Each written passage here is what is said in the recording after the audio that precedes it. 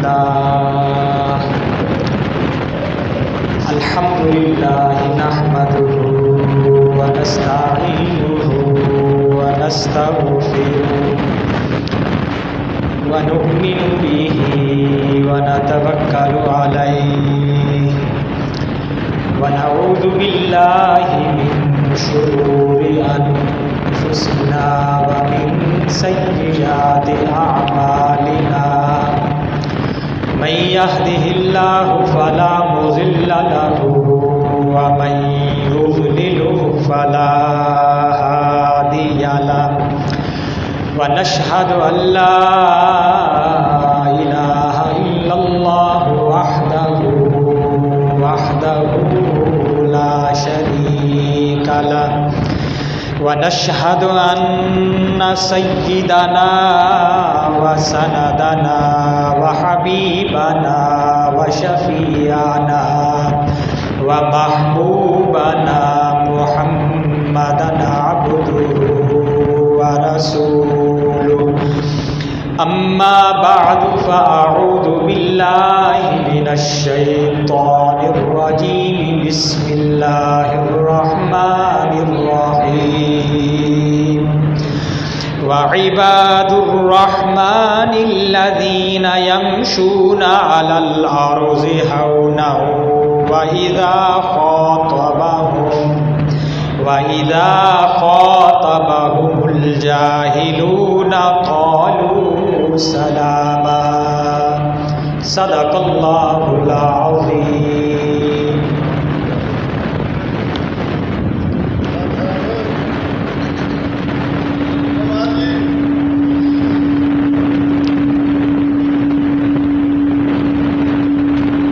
محترم بزرگوں، بھائیوں،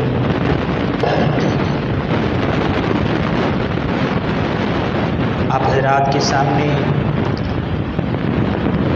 قرآن مجید کی ایک تلاوت آیت کی ہے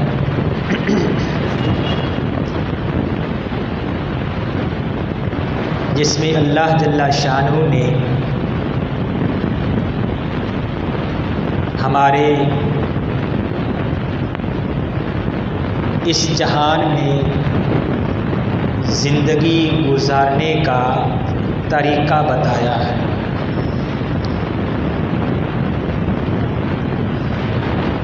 گویا کہ یہاں پر 3 سوالات ہو سکتے ہیں. ایک سوال کہ ہم کہاں سے آئے، دوسرا سوال کہ کہاں جانا ہے،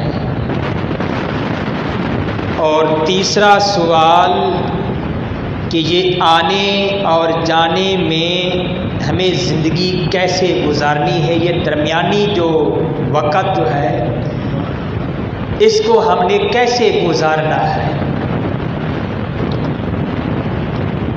تو بنیادی طور پر 3 چیزیں ہیں. ایک مبدا، ہماری ابتدا کہاں سے ہے، کہاں سے ہم آئے ہیں، اور دوسری چیز معاد، کہاں لوٹ کر جانا ہے، اور تیسری بنیادی چیز ہے کہ اس کے درمیان والا جو زمانہ ہے، وقت ہے، اس کو کیسے گزارنا ہے. تو اللہ تعالیٰ نے ان تینوں سوالوں کے، تینوں بنیادی چیزوں کے جوابات دیے ہیں.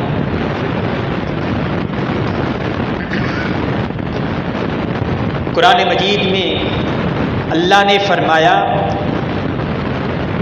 تبارک الذی جعل فی السماء بروجا وجعل فیہا سراجا وقمرا منیرا، کہ بابرکت ہے وہ ذات جس نے آسمانوں میں برج بنائے. آنے جانے کے وہ راستے اور اس میں منزلیں ہیں آسمانوں کے اندر. اور اس میں پھر سورج کو رکھ دیا، چاند کو رکھ دیا، اور وہی بابرکت ذات ہے جس نے رات اور دن کو آگے پیچھے لگا دیا۔ لمن اراد ان یذکر او اراد شکورا، یہ سارا نظام کیوں ہے، کس کے لیے ہے؟ اس آدمی کے لیے ہے کہ جو ان چیزوں کو دیکھ کر نصیحت حاصل کرے اور شکر گزار بندہ بن جائے۔ تو یہ اللہ تعالیٰ اپنی قدرت کو بیان فرما رہے ہیں کہ اللہ کیسی ذات ہے، گویا کہ یہاں سے ہماری ابتدا ہو رہی ہے۔ اور پھر ہمارا انجام کہاں ہوگا، وہ آخر میں اللہ تعالیٰ نے اس کا ذکر فرمایا اس رکوع کے آخر میں۔ اب درمیانی جو زندگی ہے وہ کیسے گزارنی ہے، وہ اللہ تعالیٰ ہمیں اس کے بارے میں بتا رہے ہیں۔ فرمایا وعباد الرحمن، رحمان کے بندے۔ رحمان کسے کہتے ہیں؟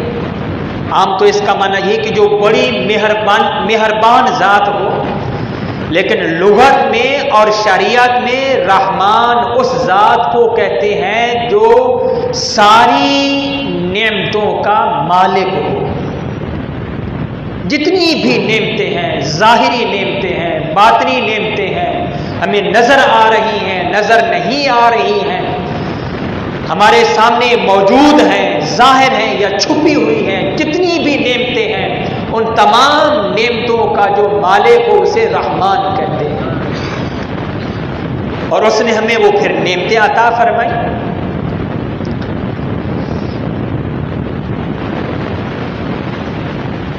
تو اس کو رحمان کہتے ہیں۔ تو اللہ تعالیٰ فرما رہے ہیں رحمان کے بندے، سارے لوگ اللہ کے بندے ہیں، لیکن بعض خاص لوگ جو ہوتے ہیں ان کو اللہ اپنا بندہ کہہ رہے ہیں کہ میرے یہ رحمان کے بندے ہیں۔ اور ان کی کیا صفات ہونی چاہیے، ان کے کیا اوصاف ہونے چاہیے، ان کو زندگی کیسے گزارنی چاہیے، تو اللہ تعالیٰ ہمیں فرما رہے ہیں کہ جو رحمان کے بندے جو ہیں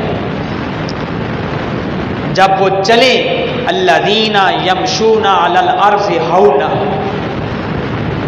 کہ جب وہ چلیں تو نرمی کے ساتھ چلیں، تواضع کے ساتھ، عاجزی کے ساتھ، انکساری کے ساتھ چلا کریں، تکبر کے ساتھ نہ چلیں۔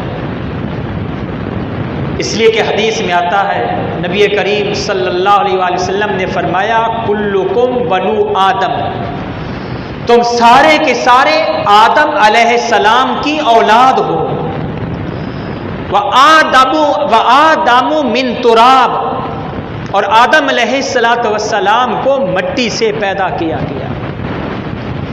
اور مٹی جو ہے اس کی خاصیت یہ ہے کہ یہ نیچے رہتی ہے۔ جب یہ نیچے رہتی ہے گالیوں سے محفوظ رہتی ہے، لعنتوں سے محفوظ رہتی ہے۔ جب ہم گھروں سے باہر نکلتے ہیں، اگر گرد و غبار اڑ کر اوپر اڑ کر ہماری آنکھ میں پڑ جائے کتنا ہم بے چین ہو جاتے ہیں، بعض لوگ گالیاں بھی دے دیتے ہیں۔ تو اس سے معلوم ہوا کہ مٹی جو ہے اس کی جو خاصیت ہے وہ ہے پست میں رہنا، نیچے رہنا، پاؤں کے جوتوں کے نیچے رہنا۔ اگر یہ اوپر اٹھے گی، انسان کے اوپر گر جائے، گرد و غبار گر جائے، مٹی گر جائے، فوراً انسان اس کو جھاڑ دیتا ہے، صاف کرتا ہے، آنکھ میں پڑ جائے آنکھ کو ملتا ہے، اس کی گویا کہ عزت نہیں ہو رہی مٹی کی جب یہ اوپر اٹھتی ہے۔ اگر یہ نیچے رہے گی تو پھر اس کی ہر ایک آدمی عزت کرتا ہے۔ ایک شاعر نے کیا ہی خوب کہا، پستی سے ہر سر بلند، پستی سے ہر سر بلند ہوتا ہے، پستی سے ہر سر بلند، اور سرکشی سے پست، سرکشی کریں گے تو پست نیچے جائیں گے۔ اس راہ کے عجیب نشیب و فراز ہیں، اس راہ کے عجیب نشیب و فراز ہیں. یہ اللہ کے سارے عجیب ایک اللہ کا نظام ہے. جو اوپر اٹھتا ہے یعنی تکبر کرتا ہے، اللہ تعالیٰ اس کو نیچے جھکا دیتے ہیں، ڈال دیتے ہیں. اور جو اپنے آپ کو پست کرتا ہے، اپنے اندر تواضع پیدا کرتا ہے، انکساری پیدا کرتا ہے، اپنے آپ کو مٹا دیتا ہے، یہ کہتا ہے کہ میں کچھ بھی نہیں، میں تو مٹی ہوں، میری کیا اوقات. یہ سب اللہ کا فضل ہے. اللہ تعالیٰ اس کو بلند کرتے ہیں. مجھے ایک حدیث یاد ہے، حدیث شریف میں نبی کریم صلی اللہ علیہ وسلم نے فرمایا کہ جب آدمی عبادت کرتا ہے، اللہ تعالیٰ کی عبادت کرتا ہے، مثال کے طور پر ہم نماز پڑھنے کے لیے آئے، نماز پڑھنے کے بعد عبادت کرنے کے بعد ہم اگر یوں کہیں کہ یا اللہ جو حق تھا حق ادا نہیں کر سکے، ہم سے کہاں حق ادا ہوتا ہے، یہ آپ کے فضل و کرم سے. ہم اللہ کی طرف اس کی نسبت کرتے ہیں، یا اللہ ہم سے تو کچھ نہیں ہو سکتا، یہ آپ کے فضل و کرم سے ہے. حدیث میں آتا ہے اللہ تعالیٰ فرماتے ہیں نہیں میرے بندے، یہ سب کچھ تو نے کیا ہے، عبادت تو نے کی، نماز تو نے پڑھی، مجھے راضی تو نے کیا، یہ سب کچھ تو نے کیا ہے. اور جو آدمی یوں کہے عبادت کرنے کے بعد میں نے ہی نماز پڑھی ہے، میں نے یہ سب کچھ کیا ہے، جب یہ میں آ جاتی ہے کہ میں نے یہ سب کچھ کیا، میں نے نماز پڑھی، میں نے روزے رکھے، یہ کیا وہ کیا، تو پھر اللہ تعالیٰ فرماتے ہیں میرے بندے تو نے کچھ بھی نہیں کیا، تو نے کچھ بھی نہیں کیا. میں نے تجھے طاقت دی تھی، میں نے تجھے جسم دیا تھا، میں نے تجھے روح دی تھی، میں نے تجھے بدن دیا تھا، تو نے کہا کیا کیا. یہ حدیث میں آتا ہے. اس لیے جب بھی عبادت کرو، جو بھی عبادت ہو، نماز پڑھنا ہے، قرآن مجید کی تلاوت ہے، ذکر اذکار ہے، لا الہ الا اللہ، درود شریف صلی اللہ علیہ وآلہ وسلم، صلی اللہ علی النبی الامی، صدقہ خیرات، یوں کہا کرو یا اللہ یہ آپ کے فضل و کرم سے، آپ نے ہمیں توفیق دی، آپ نے ہمیں طاقت دی، یہ آپ کے فضل سے ہے. اللہ تعالیٰ پھر ہمیں بلند کریں گے. تو مٹی جو ہے اس میں پستی ہے. مجھے یاد آیا میرے استاد جی جب میں پڑھا کرتا تھا، ایک درس خانے وال کی طرف ہے، دارالعلوم عیدگاہ کبیر والا، بہت بڑا ادارہ یہ. ہمارے استاد جی جو ہمیں بخاری شریف پڑھاتے تھے فوت ہو چکے، اللہ تعالیٰ کروڑ رحمتیں نازل فرمائے. جتنے بھی مسلمان بہن بھائی ہمارے رشتہ داروں میں سے، عزیزوں میں سے، ہمارے یہ بھائی کی بھتیجی فوت ہوئی، بھتیجی، ان کی اللہ تعالیٰ درجات بلند فرمائے. تو وہ فرما رہے تھے جب آدمی غار ثور پر جب چڑھتا ہے تو جھک کر چڑھتا ہے، یوں جھک کے چڑھتا ہے، جب بلندی کی طرف چڑھتا ہے. اب یہ جھک کر چڑھ رہا ہے، اپنے آپ کو جھکا کر اوپر کی طرف جا رہا ہے، جھکا کر اوپر جا رہا ہے، جھک کر اوپر جا رہا ہے. اگر یہ وہاں پر یوں اکڑ جائے، اکڑ کر اوپر جائے گا تو آپ جانتے ہیں اس کا کیا حشر ہوگا، نیچے گرے گا. تو یہ ہمیں سبق دیا جا رہا ہے.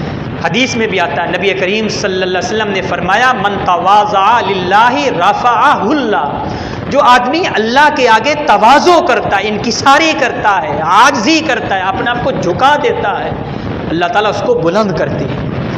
اور جو آدمی تکبر کرتا ہے، اکڑ جاتا ہے، غرور کرتا ہے، تو پھر اللہ تعالیٰ اس کو پست کرتے ہیں، اس کو ذلیل کرتے ہیں. شیطان ہمارے سامنے ہے. اللہ تعالیٰ نے فرمایا تھا کہ سجدہ کر آدم علیہ السلام کو، حالانکہ سجدہ غیر اللہ کو، اللہ کے علاوہ تو کسی کو نہیں ہو سکتا نا، لیکن خود اللہ حکم دے رہے ہیں. اس سے معلوم ہوا کہ اصل جو شریعت ہے، اسلام ہے، دین ہے، وہ اللہ کے حکم کو ماننے کا نام ہے. جو اللہ ہمیں کہیں گے اس کے مطابق ہم نے کرنا ہے. تو اللہ نے حکم دیا سب فرشتوں کو سجدہ کرو، آدم علیہ السلام کو، سب نے سجدہ کیا. اس نے کہا میں کیوں سجدہ کروں، میں تو آگ سے بنا ہوں، خلقتنی من نار، آپ نے مجھے، اللہ سے کہہ رہا، آپ نے مجھے آگ سے پیدا کیا ہے. اور آگ کا اثر یہ کہ بلند اوپر کی طرف اٹھتی ہے، اور اس کو آپ نے وَخَلَقْتَهُ مِن طِينٍ، اور آدم کو آپ نے مٹی سے پیدا کیا. اور مٹی کی خاصیت کیا ہے، نیچے رہنا، پست میں رہنا. تو میں گویا کہ اعلیٰ ہو کر، بڑا ہو کر چھوٹے کیوں سجدہ کرو، تکبر کیا اس نے. تو اللہ تعالیٰ تکبر کو پسند نہیں فرماتے. اس لیے ہمارے دل میں ہر وقت عاجزی ہو، انکساری ہو. یہ اللہ تعالیٰ میں فرما رہے ہیں کہ میرے رحمان کے جو بندے ہیں وہ یمشون علی الارض ہونا، کہ جب وہ زمین پر چلتے ہیں ہونا نرمی کے ساتھ چلتے ہیں، عاجزی کے ساتھ چلتے ہیں، اکڑ کر نہیں چلتے۔ اب وہ نرمی کے ساتھ کیسے چلنا ہے؟ حدیث میں نبی کریم صلی اللہ علیہ وسلم کی چال مبارک کو بیان کیا گیا کہ آپ کیسے چلا کرتے تھے۔ حدیث میں آتا ہے آپ یوں چلتے تھے کأنما یتقلع، یوں محسوس ہوتا تھا کہ جیسے آپ زمین کے اندر گھسے جا رہے ہوں۔ قدم مبارک سختی کے ساتھ، طاقت کے ساتھ، قوت کے ساتھ، شجاعت کے ساتھ اپنے قدم مبارک اٹھاتے تھے اور جھک کر چلا کرتے تھے، اکڑ کر آپ نہیں چلتے تھے۔ تو ہمیں بھی ایسے چلنا ہے۔ اب یہ مطلب نہیں کہ ہم بالکل آہستہ آہستہ بیماروں کی طرح چلیں، اس سے بھی روکا گیا ہے کہ بیمار بن کر نہیں چلنا کہ تمہیں تھوڑا سا کوئی آدمی تھپڑ مارے تم گر جاؤ، ایسے بھی نہیں، بلکہ طاقت کے ساتھ، قوت کے ساتھ، لیکن عاجزی کے ساتھ چلنا ہے، جھک کر چلنا ہے، یہ اللہ کو پسند ہے۔ تو ہمارا جو قدم جو ہے، قدم یہ کیسے اٹھنا چاہیے؟ عاجزی کے ساتھ، نرمی کے ساتھ، انکساری کے ساتھ یہ قدم اٹھنا چاہیے۔ تو یہ اللہ تعالیٰ ہمیں فرما رہے ہیں زندگی کیسے آپ نے گزارنی ہے۔ وَيَمْشُونَ عَلَى الْأَرْضِ هَوْنًا، کہ نرمی کے ساتھ چلنا ہے۔ وَإِذَا خَاطَبَهُمُ الْجَاهِلُونَ قَالُوا سَلَامًا، جب ہم چل کر جا رہے ہیں، اب آگے لوگوں سے واسطہ پڑھنا ہے، اب گھر میں تو نہیں چلتے رہیں گے نا، گھر سے باہر نکل کر جب ہم جائیں گے، مسجد کی طرف جائیں گے یا اور کسی کام کی طرف جائیں گے، چل کر جب جائیں گے تو ظاہری بات ہے آگے لوگوں سے واسطہ پڑھنا ہے۔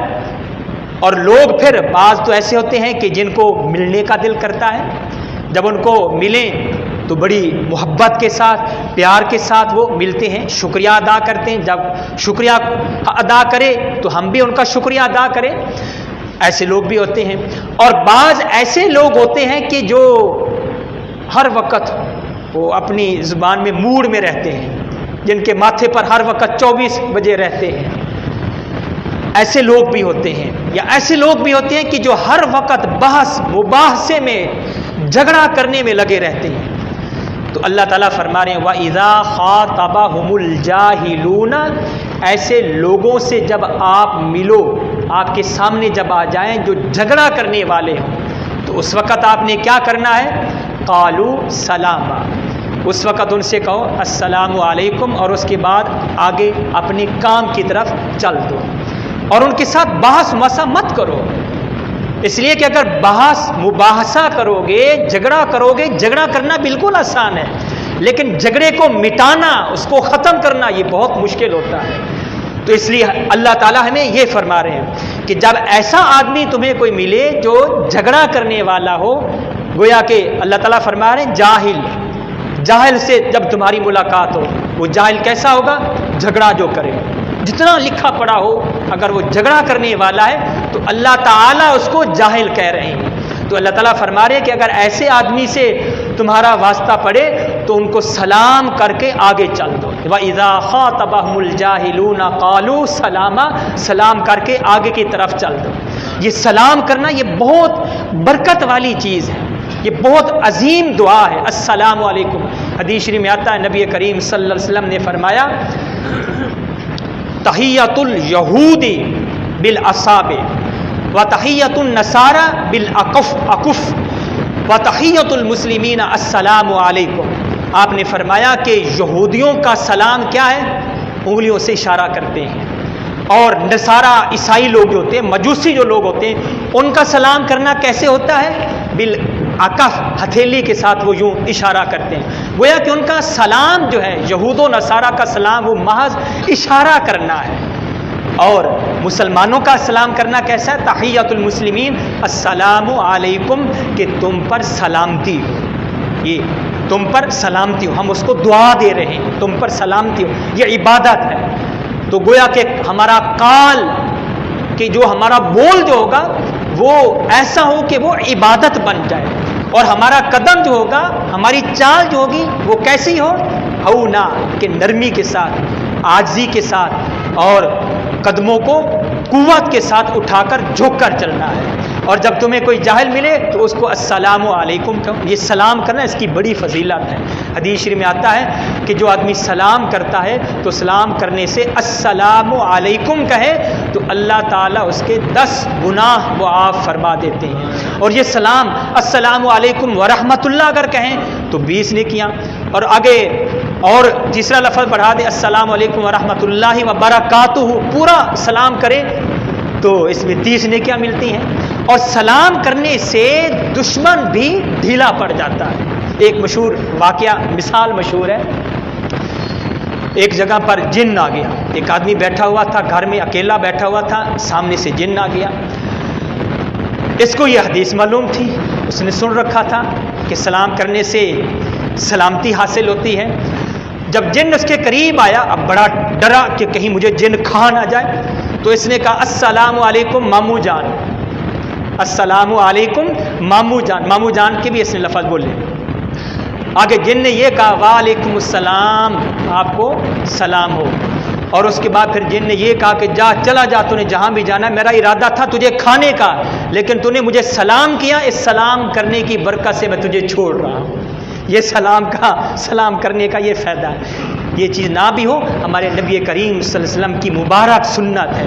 حدیث میں آتا ہے سلام کرو علی من تعریف, اس کو بھی جس کو تم نہیں جانتے ہو, اور اس کو بھی علی من تعریف جس کو تم جانتے ہو, اور اس کو بھی سلام کرو من لم تعریف جس کو تم نہیں جانتے ہو.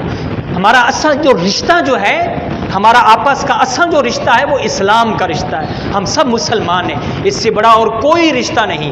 ہم مسلمان تو مسلمان, چونکہ یہ ہمارا رشتہ ہے, یہی ہماری پہچان ہے, تو اس میں وہ چیز رہ ہی نہیں جاتی کہ ہمیں جانتا یا نہیں جانتا. اس لیے ہر ایک کو سلام کرو, السلام علیکم ورحمۃ اللہ وبرکاتہ. حدیث شریف میں آتا ہے آپ علیہ الصلوۃ والسلام نے فرمایا کہ ایک چیز ہے افشاء السلام, سلام کو پھیلاؤ, اس سے درجات بلند ہوتے ہیں. افشاء السلام کہ سلام کو پھیلاؤ, اس سے درجات بلند ہوتے ہیں, کیونکہ ہم دعا دے رہے ہیں اگلے آدمی کو.